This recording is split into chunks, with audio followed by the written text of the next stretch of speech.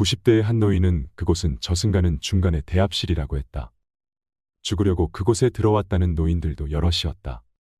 인격 미달의 노인도 보였다. 인간은 늙어도 변하지 않았다. 저질의 노인 한 명이 흙탕물을 일으키기도 했다. 자식들은 부모가 천국에서 사는 걸로 착각하고 오지 않지만 노인들에게는 외로움의 지옥일 수 있었다. 영상이 마음에 드신다면 구독, 좋아요, 알림 설정 부탁드립니다. 고급 실버타운이 지옥인 이유와 아프지 않고 오래 살려면 꼭 기억해야 할 한 가지도 함께 들으시면 좋겠습니다. 이곳 실버타운에 살던 80대 후반 노인 부부가 말이다. 젊어서부터 그렇게 부부싸움을 해왔다는데 그날 점심에 남편만 밥을 먹으러 내려왔고 식사 후 혼자서 산보를 하더니만 방에 올라가 보니까 할머니가 욕조 미끄럼방지 손잡이에 목을 맸지 뭐니. 결혼한 지 60년이 지났는데도 아직 싸울 거리가 남아있으니 기운도 좋다고 사람들마다 욕을 하더라. 우연찮은 기회로 실버타운에서 저녁 식사를 하고 건물을 한 바퀴 돌면서 실버타운에서 일하고 계신 이모님이 들려주신 비극입니다.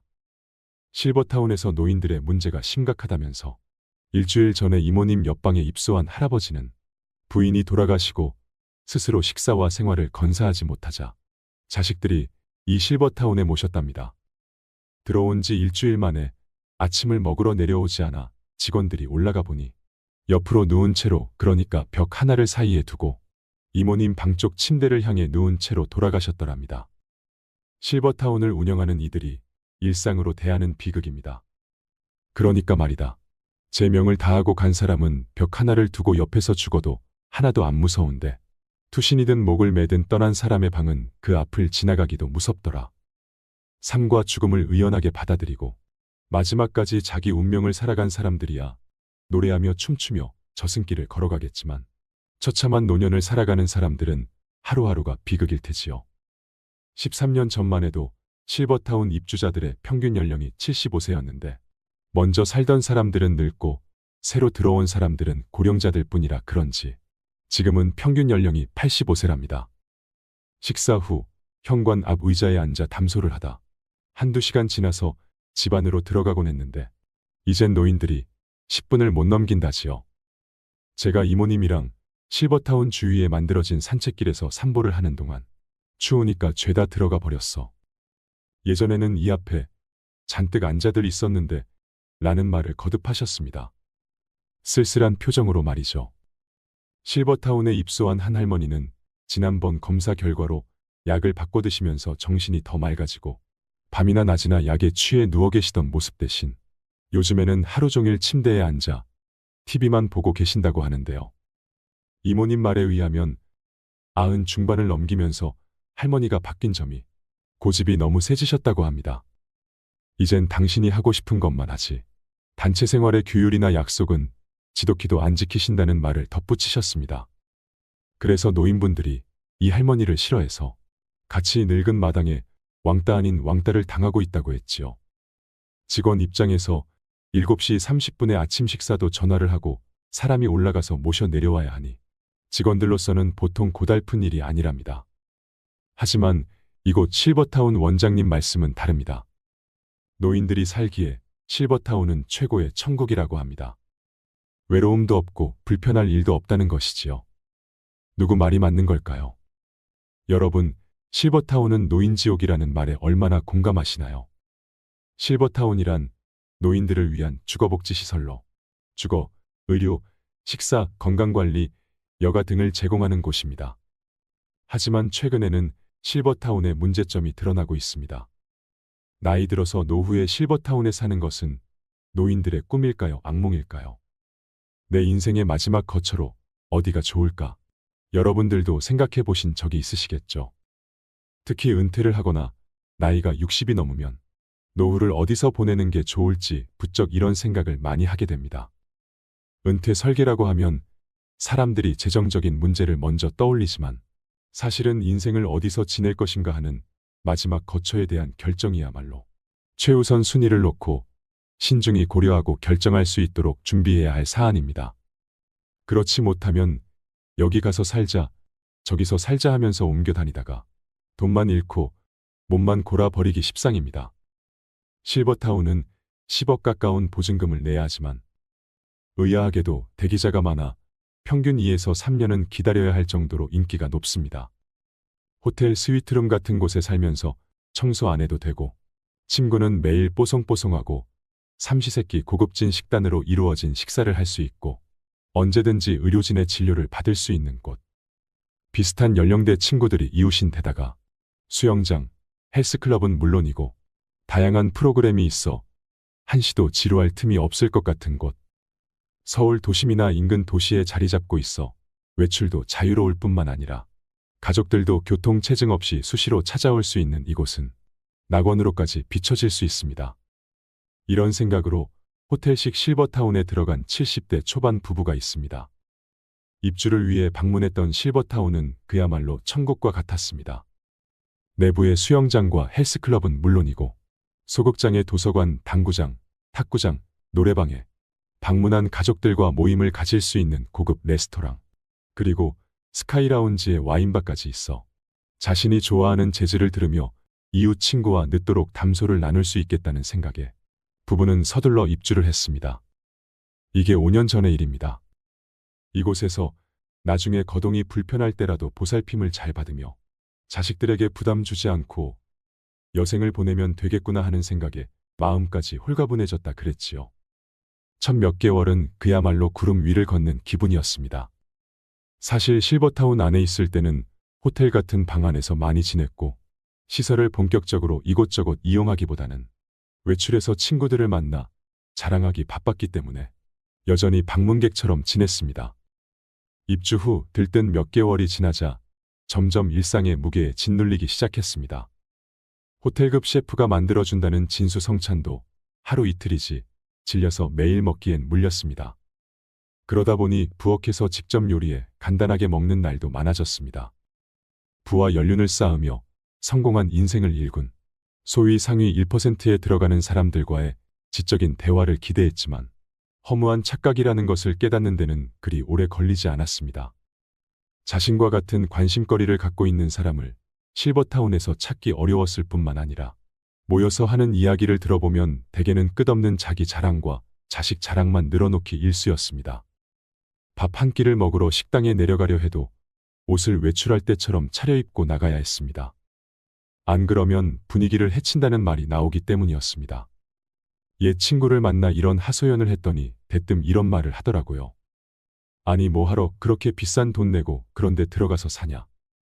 호텔은 그냥 여행 가서 잠깐씩 다녀오면 되는 거고 그곳에서 제공하는 서비스라면 내가 사는 주상복합 아파트와 별반 다르지도 않아. 나도 아파트를 나와서 엘리베이터 타고 내려가면 온갖 식당들이 한 빌딩 안에 있고 헬스클럽에 병원에 목욕탕에 커피숍과 슈퍼마켓도 있고 빵집도 있고 그 정도는 건물 밖에 나가지 않아도 살 수 있어. 우리도 그래. 그래 당구장도 있다 야. 너네 실버타운에 치과 있어? 우리 건물에 치과도 있어. 이 70대 부부는 실버타운 생활 2년 만에 그곳을 나왔습니다. 이 과정을 거치면서 깨달은 것은 나이가 들어도 남녀노소가 한 곳에 어울려 지내는 환경 속에서 사는 것이 최고이고 두 다리가 성한 건강한 노인이 비싼 돈을 내면서 노인들만 모여 사는 실버타운에 들어가면 더 빨리 늙는다는 것이었습니다. 실제로 65세 이상 성인들에게 여전히 건강하다면 어느 곳에서 살고 싶냐는 질문에 응답자의 83%가 현재 살고 있는 집에서 계속 산다는 답변을 선택했습니다. 거동이 불편하게 되었을 때는 어떻게 하고 싶냐는 질문에서도 전체 응답자의 55%가 돌봄 서비스를 받으면서 현재 살고 있는 집에서 계속 살고 싶다고 답했습니다. 나이 들어 가장 좋은 곳, 그리고 우리가 여생을 보낼 마지막 거처로 최고의 장소는 바로 익숙한 우리 동네, 우리 집입니다. 설사 건강이 나빠지더라도 이미 오래 살아서 익숙해진 동네에서 사는 것이 행복한 삶이라 여겨지는 겁니다. 여러분은 여생을 어디서 살고 싶으십니까?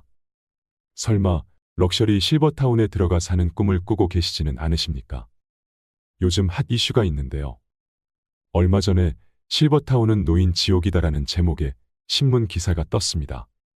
이 기사를 보신 분들 중에는 실버타운이 천국이라고 하시는 분들도 계실 것입니다. 물론 사람마다 느끼는 것이 다를 수도 있겠지요. 하지만 오늘은 이 기사를 바탕으로 실버타운이 노인 지옥이라고 불리는 이유에 대해 더 말씀드리고 싶습니다. 기사의 제목은 이렇습니다. 실버타운은 노인 지옥이었다. 아내와 별거한 77세 남성의 말로. 어떤 내용인지 함께 살펴보도록 하겠습니다. 남은 인생은 어떻게 살면 좋을까요? 고향에 작은 집 하나 마련해 채 길고 텃밭 가꾸며 조용히 살까요? 아니면 북적북적한 도시에서 사람들과 부대끼면서 지낼까요? 어디서 살든 자식들 고생 안 시키고 우아하게 마무리하고 싶은데 어떤 선택을 해야 후회하지 않을까요? 60대가 되면 누구나 한 번쯤 해보는 질문들입니다. 물론 100세 시대의 은퇴 설계라고 하면 아직까진 많은 사람들이 재정적인 준비부터 떠올립니다. 하지만 마지막 거처에 대한 결정이야말로 최우선 순위에 놓고 준비해야 할 부분입니다. 평균 수명이 길어지면서 퇴직한 이후에도 살아야 할 시간이 길어졌기 때문입니다. 나이가 들면 현역 시절처럼 외출을 자주 하지 않다 보니 집에 오래 머물게 되며 힘이 들어서 이사도 쉽게 다니지 못합니다. 은퇴 후 주거지는 처음부터 심사숙고해서 골라야 한다는 얘기입니다. 그래서일까요? 우리보다 앞서 고령화를 겪은 선진국에선 노후 준비는 집에서 시작해서 집에서 끝난다고 말할 정도입니다. 노인 83%. 내 집에서 늙고 싶다. 은퇴한 노인들은 어디에서 살기를 원할까요? 경희대 디지털 뉴에이징 연구소가 보건복지부 보건사회연구원의 노인 실태조사를 토대로 분석해 봤더니 대다수 노인들은 살던 집에서 늙어가기를 희망하고 있었습니다. 건강한 노인은 86%, 기력이 떨어진 노쇠한 노인조차도 75%가 현재 집에서 계속 살고 싶다고 답했습니다. 거동이 불편하게 되었을 때는 어떻게 하고 싶으냐는 질문에서도 전체 응답자의 55%가 돌봄 서비스를 받으면서 현재 살고 있는 집에서 계속 살고 싶다고 답했습니다.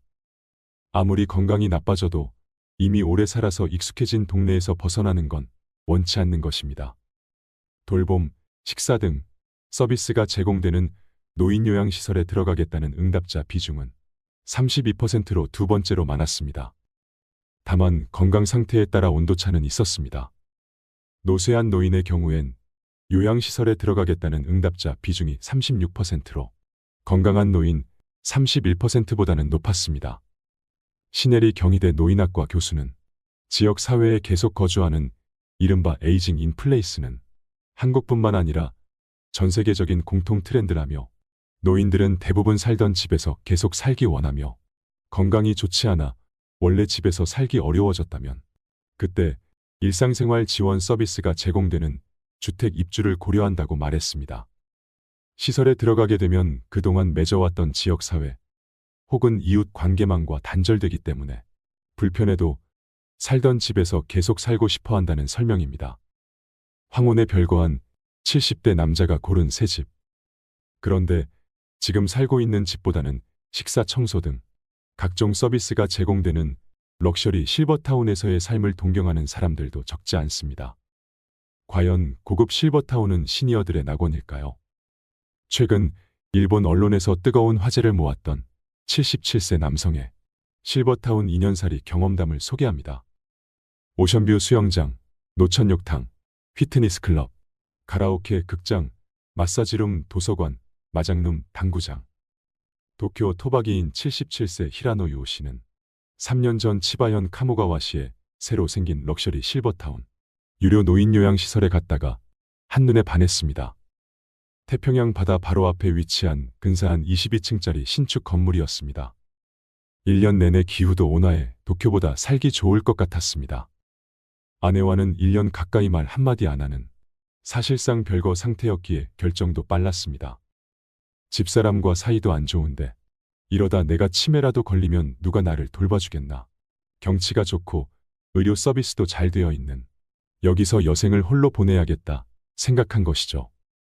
셰프 음식도 금방 질려 결국 집밥. 히라노 씨가 선택한 실버타운은 만 60세 이상만 입주 가능한 노인 전용 거주 시설이었습니다.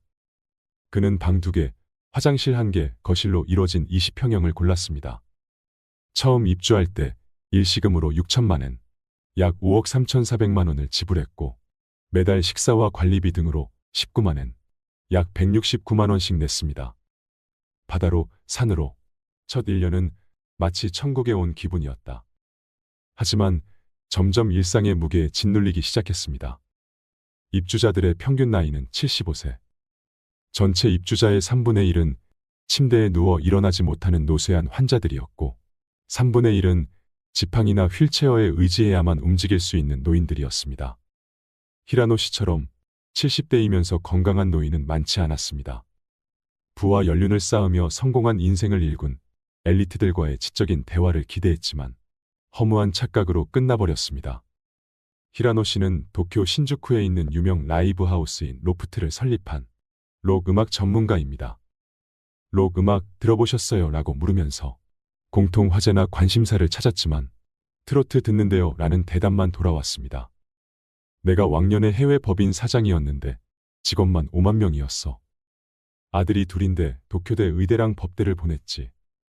끝없는 전직, 재산, 자식 자랑에 스트레스만 쌓여갔습니다. 유명 셰프가 만든 삼시세끼가 제공됐지만 진수성찬도 하루 이틀이지 질려서 매일 먹긴 힘들었습니다. 부엌에서 직접 요리해 간단히 먹는 날이 많아졌습니다. 태평양이 내다보이는 노천욕탕에서 만난 한 80대 남성은 1억 3천만 원, 약 11억 6천만 원이나 내고 입주했는데 집사람이 도시에서 살겠다며 혼자 가버렸네라며 쓴웃음을 지었습니다. 감옥살이에 우울해져 2년 만에 퇴소. 실버타운 생활에 적응하지 못한 히라노 씨는 지역 커뮤니티에 눈을 돌려보기도 했습니다. 실버타운이 위치한 카모가와시는 도쿄에서 자동차로 3시간 거리인 인구 3만 명의 소도시입니다. 하지만 현지 커뮤니티에 진입하는 것은 생각처럼 쉬운 일이 아니었습니다. 당연한 일인지도 모르지만 지역 주민들은 고급 실버타운에서 살고 있는 돈 많은 외지인에게 배타적이었습니다. 방에 틀어박혀 외롭게 지내는 날이 늘었고 우울증이 찾아오기 시작했습니다. 도쿄로 돌아가고 싶다. 언제 죽을지 모르지만 만약 90세까지 산다고 하면 1억 엔이 드는데 이런 감옥살이를 하면서 시간과 돈을 낭비하긴 싫다. 결국 히라노 씨는 2년 동안의 실버타운 생활을 청산하고 작년 11월 도쿄로 유턴했습니다. 만기 전 퇴소이기 때문에 1,000만 엔, 약 8,900만 원에 가까운 수수료를 내야 했습니다. 비싼 수업료를 낸 셈이지만 그는 현재의 도시 생활에 매우 만족하고 있습니다.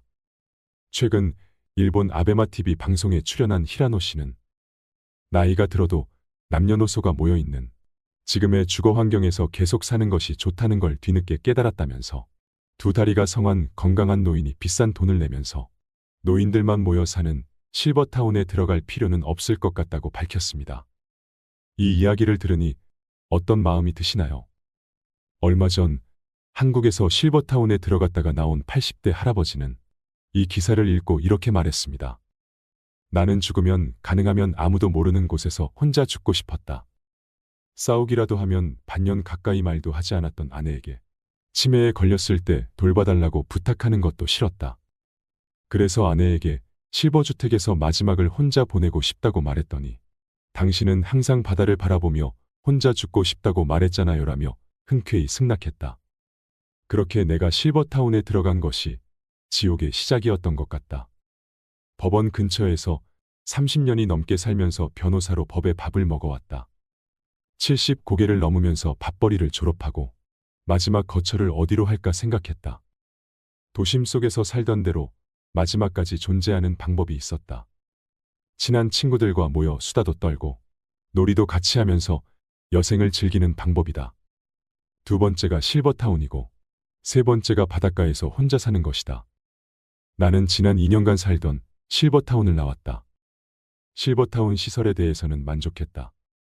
바다가 보이고 편의시설을 갖추었으면서도 비용이 저렴했다. 남들에게 보여주기 위한 화려함보다는 절제되고 소박하다고 느꼈다. 직원들에게서도 상업적인 미소가 아니라 진심을 느끼기도 했다. 일하는 사람들이 종교인들이기 때문인 것 같다. 그들은 일이 수도생활이라고 했다. 감사했다.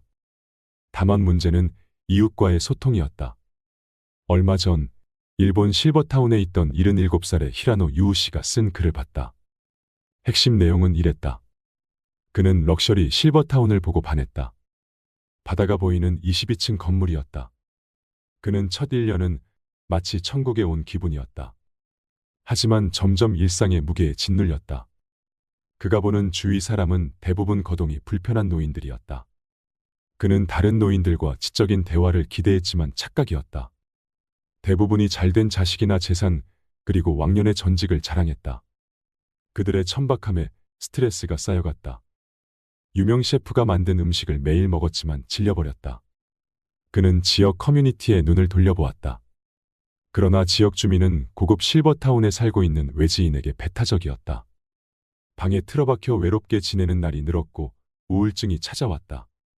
감옥살이를 하면서 시간과 돈을 낭비하는 것 같았다.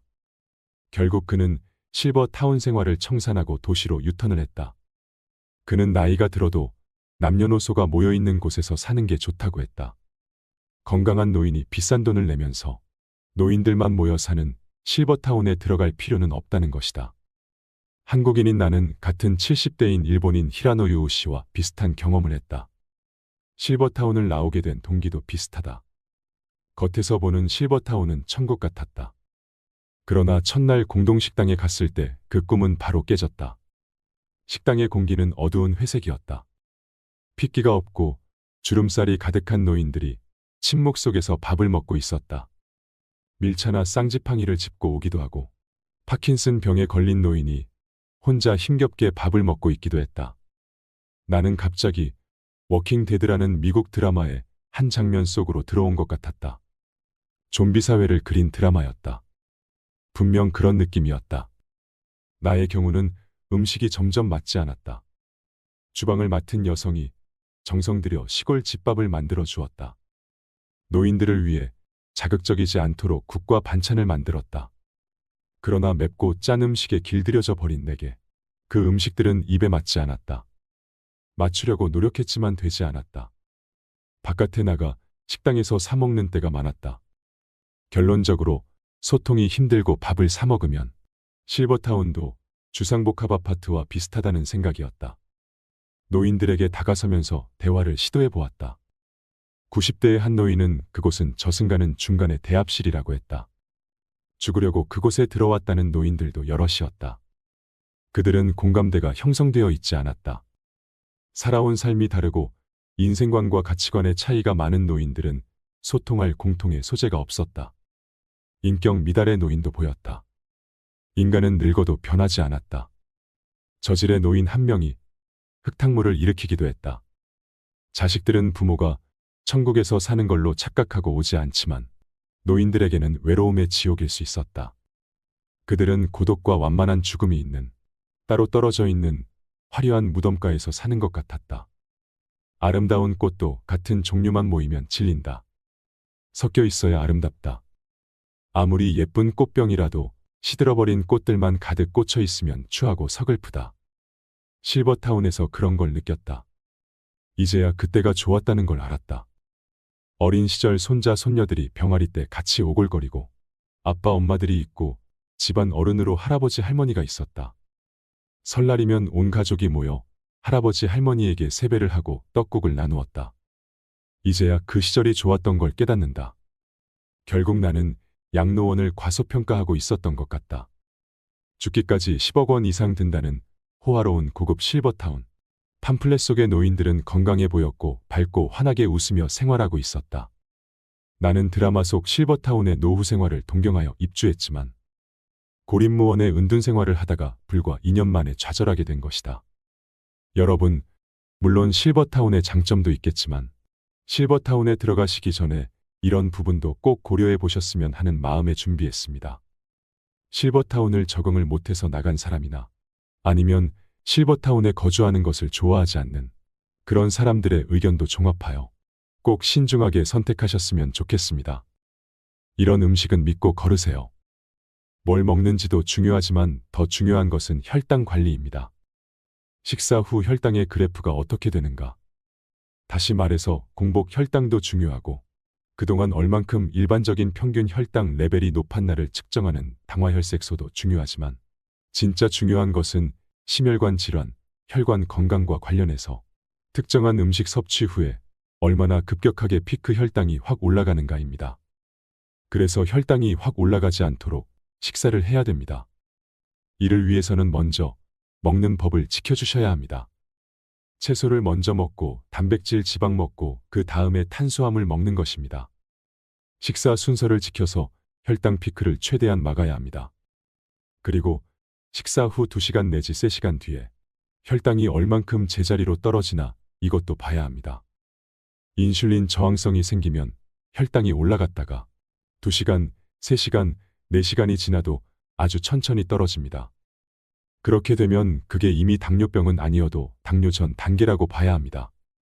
당뇨 전 단계는 몇 년 뒤 당뇨병으로 갈 확률이 엄청나게 높습니다. 그래서 혈당 관리를 목표로 음식물을 현명하게 고르셔야 합니다. 혈당을 올리는 설탕, 흰쌀밥은 독입니다. 특히나 배고픈 상태에서 갑자기 쌀밥 한 숟갈을 입에 넣고 그 다음에 반찬을 먹는 것보다 배고파도 채소나 고기를 먼저 드시고 그 다음에 쌀밥을 드시는 것이 더 낫습니다. 흰쌀밥보다는 현미가 좀 혈당 피크가 덜 나오기 때문에 저는 현미를 권장드립니다. 그런 식으로 음식을 골라서 드시기 바랍니다. 그리고 언제 먹느냐가 중요합니다. 하루 중 무얼 먹느냐보다 더 중요한 건 언제 먹느냐입니다. 음식은 우리 신체 리듬에 맞춰서 먹어야 합니다. 그리고 잠자는 것도 중요합니다. 잠을 푹 자야 됩니다. 그러려면 최소한 4시간 전에는 식사를 끝내셔야 합니다. 내가 오늘 밤 10시에 잔다 그러면 6시에 식사를 마쳐야 합니다. 6시부터 식사해서 7시에 끝나면 11시부터 주무셔야 합니다. 11시부터 7시간에서 8시간 주무시는데 이 패턴을 지켜야 합니다. 이것이 진짜 중요합니다. 우리 몸의 리듬과 식사가 신체의 흐름을 방해하지 않아야 합니다. 그래서 야식은 진짜 안 좋습니다. 8시에 식사 끝내고 10시에 잔다. 배부르니까 빨리 잔다고 해도 잠이 깊이 안 듭니다. 위장이 굉장히 에너지를 많이 써서 소화시켜야 되기 때문입니다. 그래서 거의 위장이 비워진 상태에서 공복 상태에서 잠을 자야 되는 것입니다. 이걸 잊지 마세요. 그래야 깊이 잘 수 있습니다. 잠을 깊이 못 자시는 분들의 공통점이 꼭 주무시기 전에 와인 한 잔, 맥주 한 잔 드시는 겁니다. 몸에 알코올이 들어오면 알코올이 각성제 역할을 합니다. 밤새 술 마셨다, 이런 경험들이 있으실 텐데요. 그게 어떻게 가능할까요? 알코올을 섭취하면 잠이 안 옵니다. 아닌데 술 한 잔 먹으니까 잠이 좀 오던데 하는 분들도 계실 텐데요. 그건 술 취하는 초반에만 잠깐 그렇습니다. 잘 생각해보면 술 한 잔 먹고 주무시면 술 취해서 주무셨다가 새벽에 깬 분들 많을 겁니다. 그러니 주무시기 전에 술을 드시는 것은 피하셔야 합니다. 그리고 우리가 아침에 일어나서도 한두 시간 이상 공복 상태를 유지하는 게 건강에 진짜 중요합니다. 아침에 일어나자마자 식사하시는 게 아니라 되도록이면 아침은 드시지 마세요. 아침 먹지 말라 그러면 반대하는 사람이 엄청 많습니다. 하지만 아침을 챙겨 먹는 것이 언제부터 생긴 줄 아시나요? 20세기에 들어와서 9시까지 출근해야 하는 공장 노동자, 사무실 노동자가 생긴 이후에 생긴 겁니다. 그때 토스트라는 게 생겼습니다. 그리고 노동자들을 위해서 재미란 게 생겼습니다. 당분을 번복해서 혈당을 확 올려주는 것입니다. 이게 영국 공장 노동자들이 하던 것인데 그게 아침으로 발달된 것입니다. 아침에 일어나자마자 시원하게 오렌지 주스 드시면 절대 안 됩니다. 혈당이 팍 오릅니다. 그런 위험한 짓 하지 마세요. 꼭 아침을 드셔야 되면 계란이나 아보카도 같은 음식을 드시는 게 좋습니다. 평소에 간헐적 단식을 해야 합니다. 운동을 꾸준히 하신 분들은 공복이 12시간만 돼도 세포 자가포식 현상이 생깁니다. 세포 자가포식은 몸에 열량이 안 들어오니까 우리 몸이 내 몸 세포를 분해해서 에너지원을 확보합니다. 지방세포일 수도 있지만 단백질, 지방, 우리 몸의 여러 가지 장기 세포들을 분해해버립니다. 그런데 근육세포는 잘 분해를 안 합니다. 왜냐하면 우리 신체가 굶으면 운동해야 된다는 걸 알기 때문입니다. 그래서 근육세포는 안 건드리고 다른 세포를 건드려서 스스로를 잡아먹습니다. 정말 우리 신체는 매우 똑똑합니다. 낡은 세포, 노화된 세포, 기능이 떨어진 세포를 먼저 잡아먹습니다. 그래서 세포 자가 포식을 자꾸 하면 젊어집니다. 신체 기능이 올라가게 되는 것입니다. 머리도 잘 돌아가게 되겠지요. 치매 예방도 됩니다. 12시간 만에 그런 효과가 생긴다는 말입니다. 그러면 12시간이 지나서 16시간까지 한 4시간 동안 자가 포식이 일어난 다음에 점심 식사를 한다. 그때는 진짜 마음껏 드셔도 됩니다. 탄수화물, 지방, 단백질. 그냥 몸이 원하는 대로 드시면 됩니다. 다만 순서는 지켜주세요. 탄수화물을 나중에 드셔야 합니다. 그리고 저녁 때 또 마음껏 드세요. 하루 2끼를 마음껏 드세요. 그러면 평소 드시던 하루 3끼 먹던 열량을 다 먹을 수 있습니다. 즐겁게 맛있게 다 드실 수 있습니다. 굶을 필요 없습니다. 열량 소비 줄일 필요 없습니다. 그런데 무슨 일이 생길까요? 젊어지고 체지방률이 쭉쭉 내려가는 걸 느낄 수 있을 겁니다. 근육량은 올라가는 걸 느낄 겁니다. 간헐적 단식하는 것이 참 좋습니다. 72시간, 48시간 단식을 하면 세포 자가 포식 현상이 더 많이 생기겠죠. 여기서 재밌는 최근 연구 결과가 하나 있습니다. 12시간 만에 자가 포식 현상이 생기려면 평소 운동을 많이 해야 됩니다. 근력 운동을 유산소 운동을 해야 합니다. 그런데 운동을 안 하죠.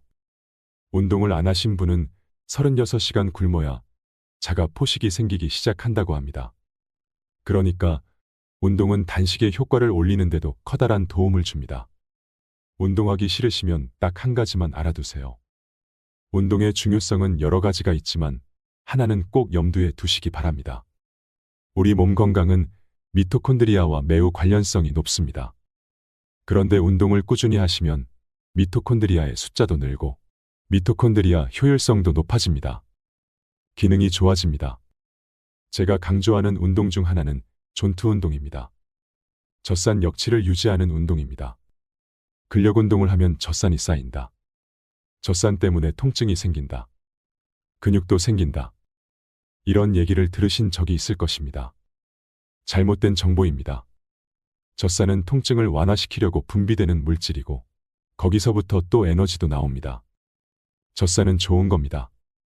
그 젖산이 쌓인다는 건 내가 운동할 때 내가 사용하는 산소량보다 들이마시는 산소량이 부족할 때, 즉 내가 내 몸에서 심폐 기능을 처리하고 공급하는 산소량은 이만큼인데 지금 당장 근력 운동해서 써야 되는 산소가 이만큼이다 하면 산소 부채가 생기는 겁니다. 그래서 숨이 차게 됩니다. 그런데 존투 트레이닝은 이걸 맞춰주는 겁니다. 지금 내가 산소를 이만큼 들이마시는데 딱 산소를 쓸 만큼만 운동하는 것입니다. 그게 존투 트레이닝입니다. 그러면 그만큼이 얼만지 어떻게 하느냐를 정확하게 따지려면 젖산 역치를 측정해야 되는데 그건 굉장히 장비도 복잡하고 병원에 가서 하기 힘듭니다. 그럼 어떻게 하느냐 하면 대체 방법이 있습니다. 심박수로 측정하는 겁니다. 최대 심박수라는 개념이 있습니다. 220배기 나이를 하면 됩니다. 예를 들어 50세면 220배기 나이. 그러면 170이 나옵니다. 그 최대 심박수에 곱하기 0.65 또는 0.75를 하면 심박수가 나옵니다. 110이나 120이 나올 겁니다. 그 심박수가 대략적인 존투 한계입니다. 그래서 그 심박수를 유지하면서 유산소 운동을 30분, 40분 하는 겁니다. 운동을 평소에 안 하는 분들은 좀 빨리 걷기만 해도 바로 한계가 됩니다. 평소 운동을 안 하신 분들은 좀 빨리 걷는 운동을 하시오. 운동을 좀 하신 분들은 이게 운동되는 거야 할 정도로 천천히 달리시면 됩니다. 실시간으로 심박수를 알려주는 스마트워치든 아니면 헬스밴드가 있으면 좋습니다. 저렴한 것도 많습니다. 심박수는 다 웬만큼 정확하게 측정을 합니다. 그걸 하나 구입하셔도 좋습니다. 모바일 기기로 내 심박수를 봐가면서 30분 이상 심박수가 유지되게 존투 트레이닝을 하시고 끝날 때 심박수를 한번 올려주는 정도로 하면 좋습니다. 이런 운동을 꾸준히 하시면 미토콘드리아 기능이 올라가고 여러분의 체력이 놀랄 정도로 좋아질 것입니다. 한두 달만 해보세요. 엄청 좋아집니다. 그리고 존투 트레이닝을 하는 동안은 달리기, 명상 같은 걸 하셔도 좋습니다. 실내에서 자전거를 타면서 해도 되고 밖에서 달리기 하면서도 되고 러닝머신 뛰면서 하셔도 됩니다. 심박수를 유지하면서 존투 트레이닝을 해보세요.